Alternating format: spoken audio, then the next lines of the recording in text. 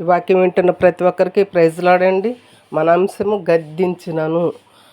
సామెతల గ్రంథం 29 అధ్యాయం 1 వచనంలో, ఎన్నిసార్లు గద్దించిన లోబడిన వాడు మరీ తిరుగు లేకుండా హఠాత్తుగా నాశనమగను.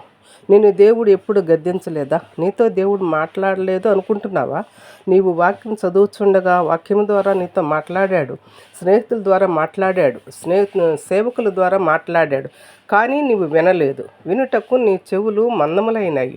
దేవుడు చెవిగలవాడు వినుగాక అంటున్నాడు. వినాలనే ఆశ నీలో ఉందా? క్రీస్తును గూర్చిన మాట వినాలనే ఆశ ఉందా? దేవుని మాట వినుటకు ఇప్పటికైనా ఆసక్తి చూయించు. ఆయన మాటకు లోబడు. లేకుంటే కరోనా చూసావు కదా, ఏ వయసు వాళ్ళు ఎలా మరణిస్తున్నారు చూస్తున్నావు కదా.